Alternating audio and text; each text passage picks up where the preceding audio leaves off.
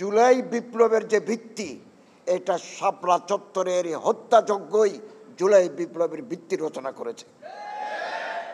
দুনিয়া और भी है, आसमां और भी, सितारों के आगे जहां और भी। কে কি বলল, আমাদের যাত্রা থেমে থাকবে না। আমরা আমাদের মঞ্জিলে মকসুদের দিকে এগিয়ে যাব। 12 বছর পর ইতিহাসের চাকা ঘুরে গেল। 58 জন শহীদ পরিবারকে সরকার চিহ্নিত করেছে।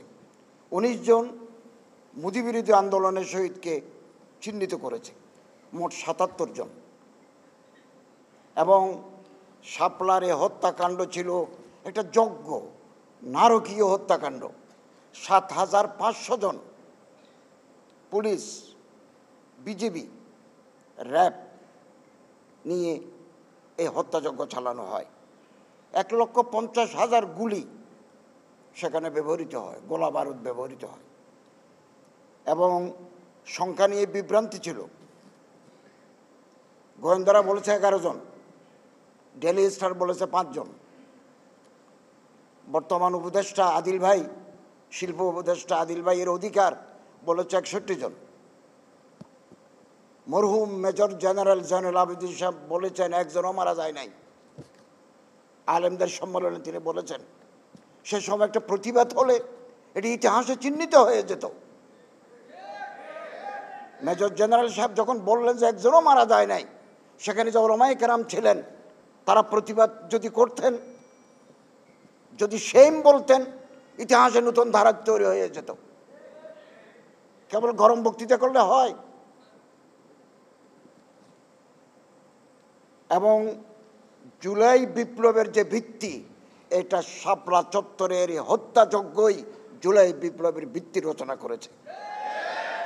এবং আসিফ মাহমুদ সজীব ভুঁইয়া আমার ভাই, আমার প্রিয় সহকর্মী, তিনি যে উদ্যোগ নিয়েছেন, এটা তার সহৃদয়তা, মানবিক দৃষ্টিভঙ্গি এবং রাজনীতির প্রজ্ঞার পরিচয়।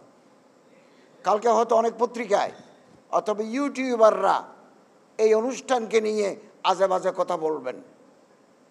আমাদের ডানে বামে পিছনে তাকার সময় নাই, আমাদেরকে সামনে তাকার সময়। দুনিয়া और भी है, आसमां और भी, सितारों के आगे जहां और भी। কে কি বলল, আমাদের যাত্রা থেমে থাকবে না। আমরা আমাদের মঞ্জিলে মকসুদের দিকে এগিয়ে যাব। এবং শহীদের রক্ত যে বৃথা যায় না, আজকের অনুষ্ঠানের মাধ্যমে সেটা আগেও প্রমাণিত হয়েছে, আজকেও নতুনভাবে প্রমাণিত হলো। এবং মামলা প্রত্যাহার শুরু হয়েছে। শাপলার এই অনুষ্ঠানে যে সমস্ত ওলামায়ে কেরাম অংশগ্রহণ করেছেন তাদের বিরুদ্ধে যে মিথ্যা মামলা, এগুলো প্রক্রিয়া শুরু হয়েছে। হযরত আল্লামা মুফতি মাহফুজুল হক সাহেব এগুলো মনিটর করছেন, মৌলানা আজিজুল হক ইসলামাবাদী সাহেব মনিটর করছেন।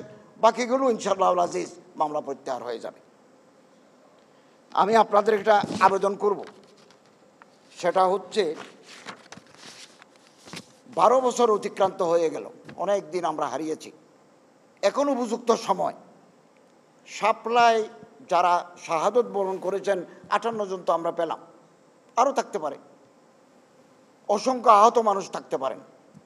তাদের জীবনী, একটা ডকুমেন্টারি জীবনী আমরা তৈরি করতে পারি, এই দায়িত্ব হেফাজতের। আমি হযরত আল্লামা শেখুল হাদিস সাজিদুর রহমান সাহেব হাফিজাহুল্লাহ তাআলা, আল্লামা শেখুল হাদিস মামুনুল হক সাহেব হাফিজাহুল্লাহ, আল্লামা জুনায়েদ হাবিব সাহেব হাফিজাহুল্লাহ, মৌলানা আজিজুল হক ইসলামাবাদী হাফিজুল্লাহ কাছে আমি বিশেষভাবে অনুরোধ করছি, আপনারা উদ্যোগ নেন। অল্প সময়ের ভিতরে আপনারা এই হেফাজতের হত্যাকাণ্ডে যারা শাহাদত বরণ করেছেন, যারা আহত হয়েছেন, পঙ্গু হয়েছেন, অথবা যাদের বিরুদ্ধে মামলা হয়েছে, তাদের একটা ডকুমেন্টারি স্মারক আপনারা তৈরির উদ্যোগ নেন।